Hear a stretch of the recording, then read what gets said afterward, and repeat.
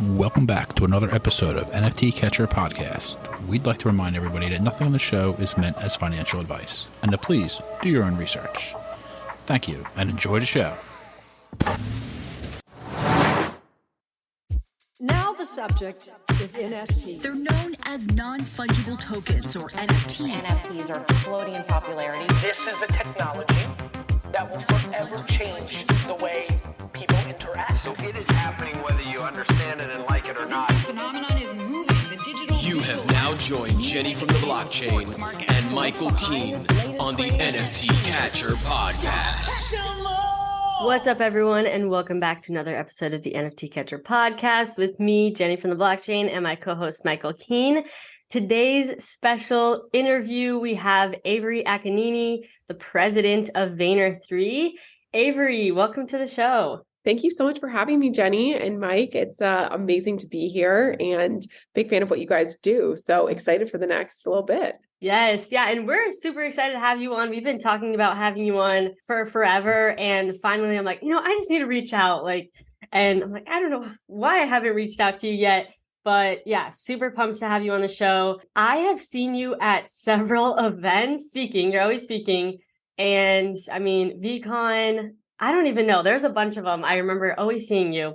And so, yeah, it's cool to finally sit down and kind of chat. And yeah. Anyway, Michael, how's your day going so far? It's going well. It's nice to do an afternoon podcast. And Avery, it is a pleasure. Thanks for, I know you're an avid listener, it sounds like, of the podcast. And it's nice to have you on. No, it's a real pleasure. Anyone that listens to the podcast knows how much, Gary V's meant to my journey and everything. So having you, it's kind of like, we've had him on twice. I don't know if you know that. Yeah. Yeah. I mean, 5 minutes each time. 5 minutes each time. Someone who's everywhere. Gary is literally everywhere at all times. Yeah, for sure. Wonder if he has a clone. Yeah, he probably secretly has a twin or something. So, okay, you're the president of Vayner3, which you launched in 2021 with Gary V. And I'm curious how your NFT journey started. Like, how did you first hear about NFTs? Yeah, so I'll take it back to when I first heard about crypto, which was at this point, 7 years ago or 8 years ago, something like that. And I heard about Bitcoin, Litecoin, and Ethereum from a friend of mine who's an alternative investor. And he was like, hey, Avery, you got to get some of this. It's like magic internet money, and it's cross-border. And, he was telling me all these interesting things of why he really believed in cryptocurrency. So I bought a little bit, not much, but a little bit. It went way up in the next year or so. And then it went way down. And I was like, God, this guy is always coming up with this random stuff. So I had it in a Coinbase account. And I honestly forgot about it. Life happened. I, moved to Singapore from New York, where I had been living, and just a million things happened. And I really didn't think about crypto at all for several years. Fast forward to the pandemic, when I was spending a ton of time at home on my computer, on long Zooms, listening to podcasts, doing all the things. And at Vayner, we started to be interested in what was happening on Top Shot. And I was like, oh, this idea of these NFTs, it's like digital collectibles. And you guys know that Gary's a big collector of physical items, whether it's comic books or cards or that type of thing, or wine.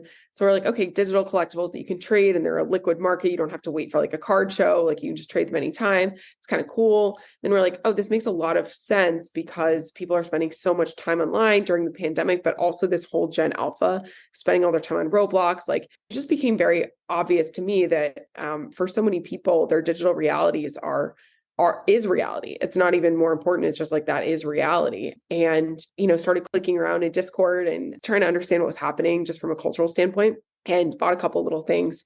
Then I remember that old Coinbase account. And I was like, okay, I wonder if I have any Ethereum left. I was like, oh, turns out I did. So that was kind of nice because it gave me a little bit of let me just play with this and kind of see where it goes. I was interested in art blocks very early on. Actually, I think maybe one of my first NFTs ever was an art blocks, which was cool. I minted one. It's not really a beginner friendly experience, but I just went all in. And, in May, Gary launched VFriends, and we learned a lot through that journey. Just being there's a big difference between minting a project that somebody else is and being involved with one that's launching. And I think the learnings that the VFriends team got really permeated within our organization. And very shortly after that, we were like, let's go take this to enterprises. And we launched what was then called Vayner3 in June of 2021. I moved back from Singapore to the US to start this company. And we leveraged a lot of what we learned from VeeFriends and Gary's sort of personal experience there, and started thinking about how brands could enter the space. And there was this just flurry of activity of everybody wanting to like, what is an NFT? Why does this matter? Do I need one? That was like just so much demand. Then, it really cooled off around this summer 22. And we've seen a very mixed sort of reaction to that like hype cycle. And now we're at this place where we are consulting the world's leading enterprises on the future of Web3, and NFTs are a big part of that. Wow. Can you go back a little bit to when you guys first started finding out about Top Shot at Vayner? Kind of what was that like? When was that? Was it like late 2020? Late 2020, but really early 2021, I would say. It's like Q1 2021 is when we started to like get serious and talk to people, right? Like there's such a mixed variety of NFT collections that exist. So Gary got some punks. He got other, Vayner people interested in this sort of NFT culture. Punk's Discord was like a good place for learnings. We actually met a bunch of people that we then recruited to join Vayner3 sort of through that. And Top Shot, I think, just is one a little bit different than the Ethereum based ecosystem, because you can pay on a credit card and like it's a little bit more like user friendly.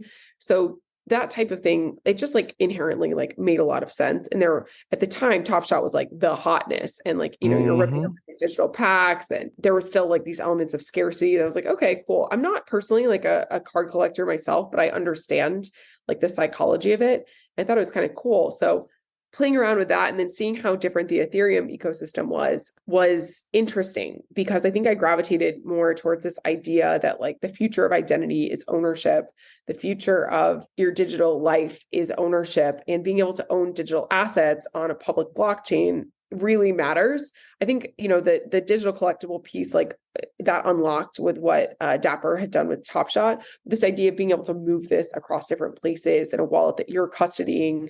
That was really, really interesting to me in the Ethereum-based ecosystem. And we started to, I would say, spend most of our time and energy there. And then that's diversified a little bit as we've kind of explored and experimented with different chains or L2s, et cetera. Nice. And since then, obviously, I've gotten so many different types of NFTs that have done all different things from, give you access to events, to membership to clubs, to apparel, and all community, all of the above. Yeah. Do you have any VeeFriends? Of course I do. I have a couple of friends. Yeah. What kind of question is that? I don't know. GOOs? Do you have GOOs? I do have one GOO. You have one. Nice. Good for you. Very nice. It's a resourceful Robin, which is kind of nice. That's cool. Nice. I so remember the time of, first of all, I was like October 2020 getting into Top Shot. So I was super involved. Like I used to be a card collector. And so I was like really passionate about Top Shot. And I just remember when Gary V started talking about it, but then he was like, but I haven't collected any yet, but I'm watching it. And everyone was so excited. They're like, oh my God, Gary V knows about Top Shot. Like everyone in the community was just like pumped, to know that it was on his radar. But so you say that you guys at Vayner3, obviously working with a lot of big brands. Yep. What are some things that brands are doing right when it comes to NFTs and Web3? This is kind of probably an unexpected take, but I think what brands are doing right is really listening and learning. A lot of the brands that we work with, you've never seen put out an NFT. And you haven't seen them, do something that's targeting crypto Twitter. They're just kind of in listening and learning mode and exploring and thinking through how they want to play their sort of first move into the space. I think that's one of the things that brands are doing right, is being really thoughtful around this, especially now. I think in like, a year ago, there was a lot of desire to like participate and, learn that way. I think what we've seen in the back half of 22 is companies really wanting to understand their options and not rush into something, which I think is smart, because, not any of the brands that we work with, but some other brands out there, I think like did rush into something and now they don't really know what to do with it. So I think the thing that brands are doing right is being curious, learning, spending time to think through this before they kind of like jump right in. Because as we know, the blockchain is forever. And I think there are some cases where people were like very eager to do something for a marketing stunt, and now they may wish, they hadn't have gone in that direction. Very true. What approach do you take when educating? So if a brand comes to you, what do you kind of say to them? What do you need them to know? What do you want them to know, like the advantages are? How's that go down? Someone comes to you. So a lot of times people come to us and they're like, what is the stuff you guys are talking about? It's a variety. Sometimes people are like, what is this stuff? Sometimes people kind of have something in mind. They're like, I want to do this project for this. And the first thing that we always start with is like a foundational understanding of like the Web3 ecosystem, right? It's not just NFTs. It's not just DeFi. It's not just crypto. It's not just metaverse. It's all of those things. So what's the right place for them to play? What's aligned to who they are as a brand? Because I believe that authenticity is so important, like in, staying true to who your brand is. And you need to do something that's like aligned to your brand's values. So we always start by kind of giving them that, helping them understand what's happening, helping them design a program or if that's their desire, that is linked to their core value proposition. And if they are ready to launch something, we always recommend an authentic community connection that sort of brings the right people to them and shows that they know what's going on, shows that they're savvy. So yeah, start with education, then get into strategy, then an authentic community connection, and then, launch if that's appropriate. And it might not be something that they want to launch right away. A lot of times brands just come to us to understand what's happening here, what are their options, which of these partners, because they're getting pitched by all these vendors all the time. A guy in my team, recently got this incredible role leading Web3 marketing at MasterCard. And he was just telling me that his DMs are just full of vendors. Sebastian Odo, Be Positive on Twitter. He was like, my LinkedIn DMs are, you think I'm on Shark Tank because I'm getting pitched so much stuff. And I think it's a little bit hard for brands to separate the signal from the noise in some of those cases, because everyone's telling them they can build the NFTs are the new loyalty platform. And, this is going to replace the cookie. The reality is everybody's figuring it out. There's a few things that have gone really well, but it's very, very early days for all of it. And our belief at Vayner3 is that Web3 is going to be like a long game. This is not something that's going away anytime soon. So being thoughtful around your approach is important, and also picking the right partners who can really help you bring it to life versus just trying to do these like quick buck licensing kind of things. Yeah. Do they usually come to you, or do you reach out to companies? We're very lucky that we have a lot of inbound demand, because I think people see the work that we do, and we're part of Vayner3, and Vayner3, is servicing like 100 Fortune 500 companies. So there's a lot that sort of comes our way through existing relationships. A lot of, we put out like trends reports and, different piece of thought leadership. And it's nice. People actually reach out to us after they read that. They're like, hey, can we work with you? We do things like events where we host people and they're like, hey, I kind of want something like this too. We don't do a lot of proactive outreach. He's always pro sort of don't convince people, like have them come to us. And I think we try to invest that, like instead of having a sales team, we just have the team who does the stuff, and they work directly with our clients from like initial conversation through to like launch. And I mean, a lot of our partners, like we've worked with as Vayner for like many, many years, sometimes like over a decade, which also helps there be this like really deep layer of trust and understanding of their business, which I think helps versus being very like, great, we're going to work with you for 3 months on this tactical activation. It's like, we've been working together for a decade. So we trust each other. We want to work together to find the right solution. We're definitely not just in it for a quick buck. What are some of the biggest successes? What are some of like the ones you're really proud of that's come to you guys and you've helped launch? Yeah, I'll talk a little bit about our first client we've done a lot of work publicly with, which is Anheuser-Busch. Just yesterday, or maybe it was 2 days ago, Ad Age named them like best brand NFT of the year. And this was kind of like a fun surprise, because what they picked up on is actually one of my favorite it's part of a much bigger strategy that includes sponsorship maximization and really cool experiential components and gamification and FIFA World Cup and NFL, like all this stuff.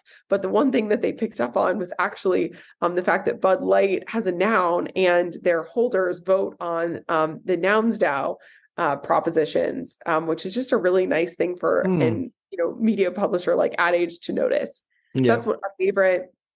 I'm a really big fan of the work that we just did at our Basel. We had a party called V, and we had partners like Johnny Walker and Axe and Coinbase and LifeWater and St. Jude's join us. And we did a really cool activation there, which was awesome and some really thoughtful, cool stuff. Nostalgia factor. I think my favorite sort of IRL thing is we actually wrapped the infamous Wienermobile, which has been surprised and delighting Americans for the last almost 80 years. We did a custom wrap that has a QR code that you could actually scan to mint Oscar Mayer's first NFT. That was that was you guys. I saw that thing running around. Yeah, that was you guys. Yeah. Cool. Nice. That was us. That was like a fun little thing. And we've worked with Coinbase on a lot of cool strategic work over the last year. So I'm very excited and proud of the work that we've done with them. Nice. That's awesome. And we go back to Anheuser-Busch. One thing the thing that I remembered from them, what they did that I thought was super cool was the beer.eth. Like that's a flex, just getting beer.eth. Did you guys have to like search out who owned it and make them an offer and stuff? Was that? We actually did. So we researched, we're like, hey, I want to get into this space.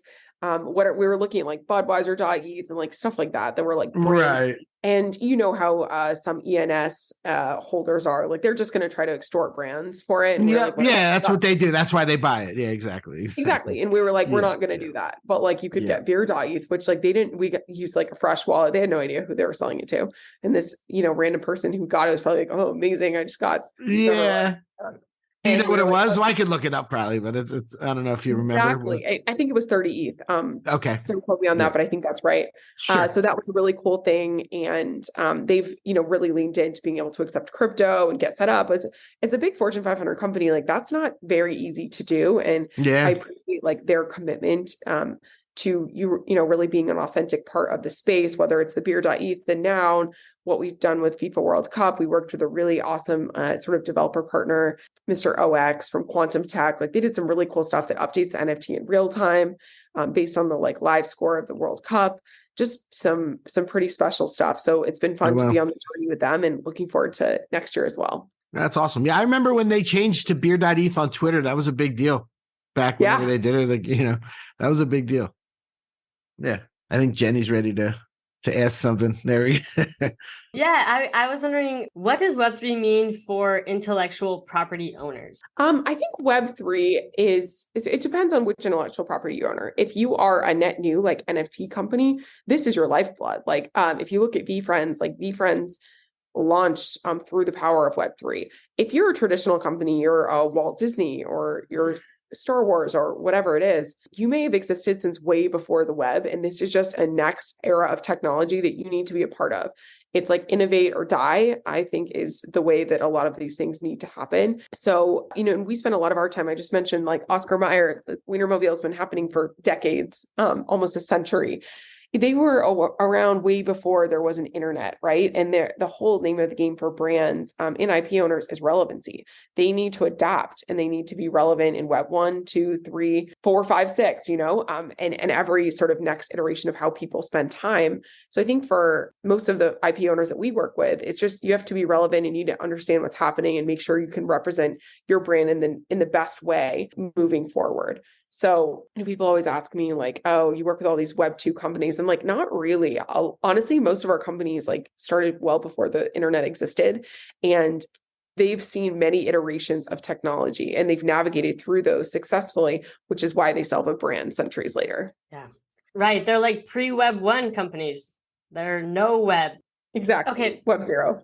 Web 0 companies. We have to get into VCon because first of all, VCon was one of the best, I think it was the best, the most well done NFT conference that I've ever been to.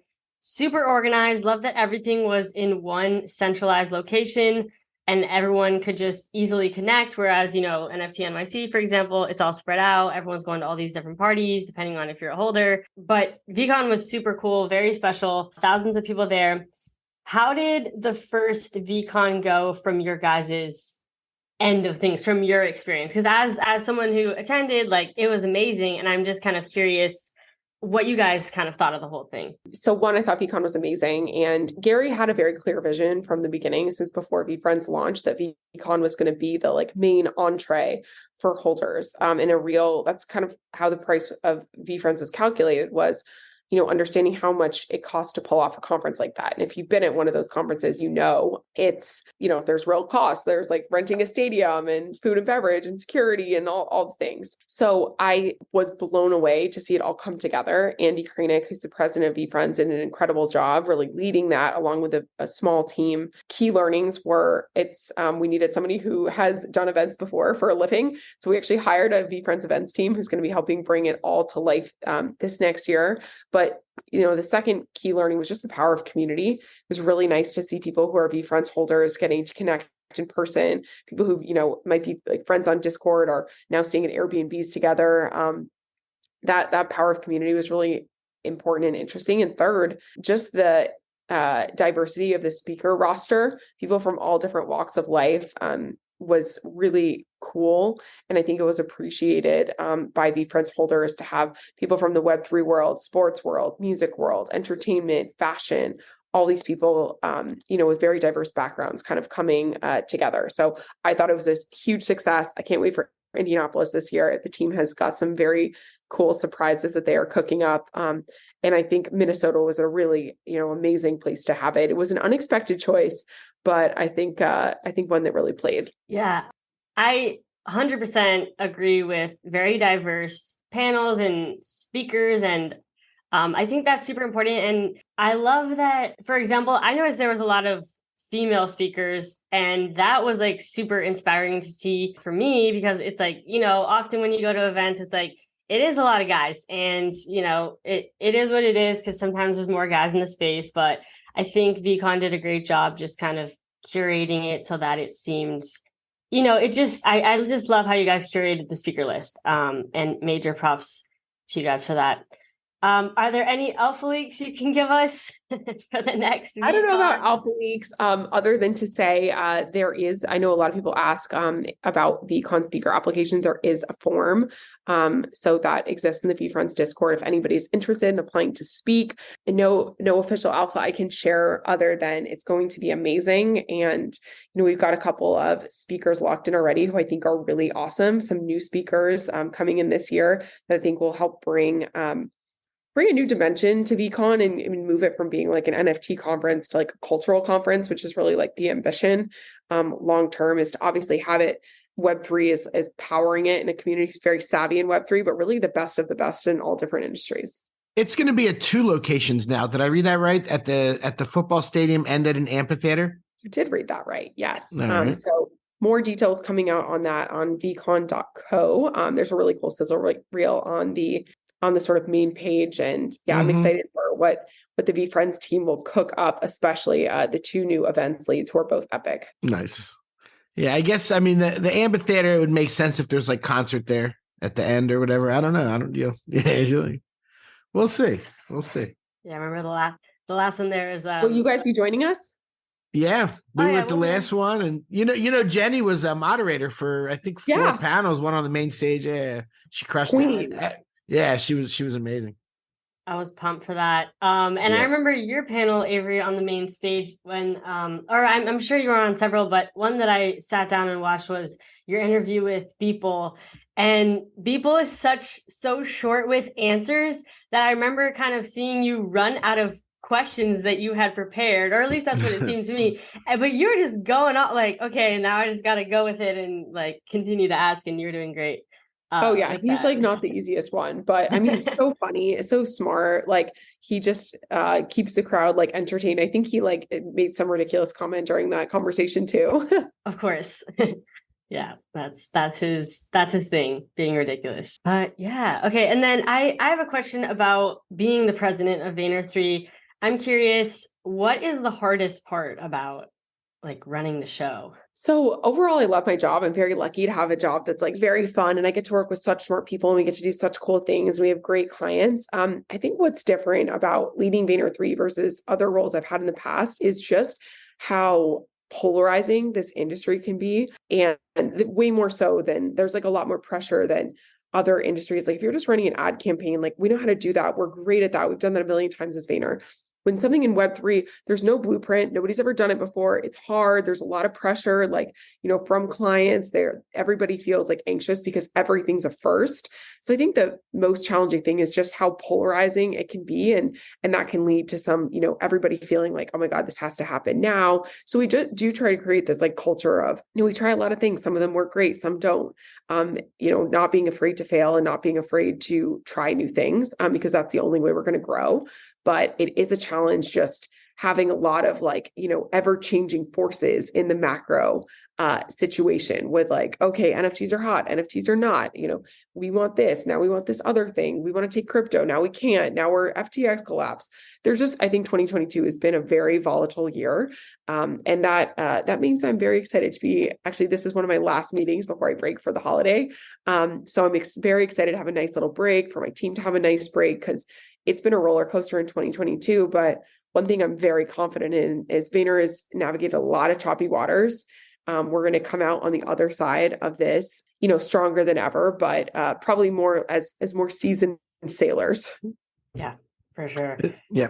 Go ahead. I was going to say, speaking of the choppy waters of 2022, were there some recent layoffs at Vayner3? I couldn't really find like a news article. Sometimes tech companies make the news was it like just like a couple, I don't know if you could talk about, because one of the guests we had on, I think, was let go, and someone else I saw said former Vayner3. Yeah. I think with us, we're always looking to constantly optimize our business. So no official layoffs or anything like that, but we've always got to be being efficient, making sure that we're set up to service the needs of our business. And there's always like a natural evolution. I will say the Vayner Alumni Network is amazing. Had a lot of people who boomerang back to Vayner, and, always amazing to see all the cool things that Vayner alums do. But yeah, I think we're, like a lot of companies, going to be focusing a lot on efficiency, a lot on being, very strategic with our resourcing in the next year, so we can be out on the other side of this in 23 or 24. Yeah, no doubt. I get that. And the people that I did see that left seemed to be very positive about it, and still, so. And are you guys opening up an office in Miami? Did I hear that as well? We are opening an office in Miami. And, a big thing that I think we'll be shifting to, like many companies, we've been in sort of like vague pandemic land since Vayner3 opened. And now we're actually sort of making a push back to the offices, which are New York. We've got a couple of folks in Chicago, and we are opening an office in Miami, which is going to be amazing. We've had this sort of like little shared office situation, but going bigger with an official office. So excited about that, excited about starting to build our team culture in Miami, which is really like the Web3 capital. Yeah, it is. Awesome. Where are you guys based? Am I right that Jenny, you're from California? California. I was born in California, although I move a lot. So currently I live in Texas. Oh, nice. Yeah. And I'm from Philadelphia, and I live down in Parkland, Florida. So I actually live near Miami. Well, you got to come swing by and hang out with us. 100%. Is it open now? It's not open now. But you won. Where's it going to be? You won. Do you know? Winwood. Yeah. So good for you guys. Went to the Doodles. Jenny, I'm sure you did. Went to the Doodles activation during our travels, right across the street. Oh, wow. Oh, wow. Well, that's great. Yeah, it's funny. Go ahead. I was going to say, we need to get you like a camera. You can do a little vlog. Show up there. Yeah, for sure. I'm down 100%. That's awesome. A couple weeks ago, Gary put out a video about GPT, and it gave me vibes of when he put out his original video about NFTs, February 2021. Are you guys starting to use that kind of stuff? How are you leveraging any of the AI technology? What do you think about it? What are you guys doing with it? It's funny because we've been using AI technology to replace some art. We do a lot of mock-ups and stock images for just oh, great, this is theoretically how this would look like. And it takes a lot of time and takes a lot of hours. And as soon as I started playing around with Midjourney and DALL-E 2, I, had at my creative directors, I was like, why are we not using this for everything? So you got everybody licenses to use that. So let's save time on mocking up images and get really good at using this. And that was our sort of first foray into using it from sort of a business standpoint, because it can just, make things much faster to do. And from a copy stand, and I, mentioned that to Gary, like this summer, maybe June or July, we were starting to like get into it. And we're like, let's move away from using stock imagery and use AI for this. Got everybody kind of playing around with it. And when ChatGPT came out, Gary was like, wow, this is really amazing. And it's not quite at a place where we can use it for external documents. There are some sort of like inherent biases that we're working through of exactly how the algorithm comes up with that stuff. But it is incredible. Just, the potential to scale individuals like output on things that are sort of text-based. Wow. We are very excited and interested. And it's actually it's interesting timing because we're looking to sort of reconcile like how that fits within the world of Web3. Is that an adjacent technology or is that part of the next era of the internet? Is something we're actually asking ourselves. Wow. What do you think the answer to that is? That's actually a really interesting question. I feel like it is kind of adjacent. I think we're like, you said we're just getting started with Web3, but we are just getting started, like very beginning with the AI stuff. And it's getting better and better by the minute, it feels like. But what's your thought on? I think Web3, which, to date we've defined as being inclusive of blockchain based sort of development, inclusive of things like DeFi and crypto and NFTs and metaverse, and also a bit of like a cultural movement as well towards decentralization. I think Web3, there's an argument, is the next era of connected consumer behavior that could encompass more. And that might, encompass things like AR and that like extended reality, and it might encompass things like AI. I'm just not sure, like, I don't think anybody has a crystal clear definition of Web3, but in my like recent thinking, I feel we've been a little bit too narrow of what Web3 is. And people really sometimes think Web3 is just NFTs, which to me, it really isn't. Sure. So you will see us put out something on this probably in the next month or so. So we're actually sort of like trying to test our theories internally. Oh, cool. Love it. Okay, that was an alpha leak. Nah. Something will be coming, folks. All right. Well, yeah, that's all the questions I have. Michael, do you have any last minute questions for Avery before we wrap this episode up? Sure. I always like to give our guests a chance to talk about projects or artists that they like and they want people to know about. So I'd love if you had any you wanted to share. All right. I'm going to give Amber Vittoria a shout out. She's ex-Vayner. We talk about Vayner Alumni Network. She's part of the Vayner Alumni Network. Amber's amazing. I just ordered a couple of her signed book copies from The Strand, which is this incredible local bookstore in New York in Union Square. Amber is, a person who's been in this space from the early days of sort of NFT art. And it's been really impressive to see her build up brand collaborations. She just did something really cool with MoonPay. Her, series of drops, I think, has been pretty spectacular. So we love the Amber. And another group that I'll give a shout out to is Token Proof. Token Proof, they've been amazing partners to us at Vayner. We just did our event with them and really excited about the future of what they'll be building beyond just sort of experiential access. That's awesome. The two really good ones. We had Amber on. We love Amber also. And Token Proof is doing amazing things. I know Fonz has an amazing reputation. That's pretty cool. You guys got to get Fonz next. I know. We do. Yeah, I love Token Proof. I'm like, that's such a genius thing. We definitely should get. It's like one of those things that you're like, why didn't I think about it? I know. Yeah, Token Proof is awesome. Yeah. Well, Avery, thank you so much for coming on the show. It's been such a pleasure chatting with you, and this has been a lot of fun. Thank you. Awesome. Well, thank you guys so much for having me, and happy holidays. Happy holidays. You as well. I think this is actually going to come out. We talked. It'll come out. Wait, Merry Christmas. Merry Christmas, everybody. The day after Christmas, like midnight Christmas night. Yeah. Okay, that's right. Oh my but if you're in California, you could listen to it Christmas night. Love it. Yes. All right. Well, with that said, Merry Christmas, folks. Hope you have a great rest of your year. I guess is this the last episode of the year too? Or, no, we're gonna do our yearly recap. That's right. Never mind. Nice. That sounds amazing. Last interview of the year. And gotta end it with a bang with Avery here. Bye. Thank you all so much for listening, and we hope you enjoyed this episode. We will catch you in the next one. Peace. Thank you for tuning in to the NFT Catcher podcast. We hope you enjoyed today's episode and learned something new about the exciting world of NFTs. If you enjoyed today's episode, please take a moment to subscribe to our podcast on Apple, Spotify, or wherever you listen to your podcasts. And if you really love what you're hearing, please leave us a rating and review on your favorite platform. If you want to stay up to date with the latest news and insights from the NFT space, be sure to follow us on all the socials at NFT Catcher Pod. You can follow Jennifer at Jennifer_pseudo and Michael at NFTicket. I'm your producer, Andy, and I'm at AJC254. Our theme song's by It's Just Los. We always appreciate your feedback and support, which helps us reach more people and bring you informative and engaging content about NFTs. We look forward to bringing you more great NFT content in future episodes. Thanks for listening. Peace.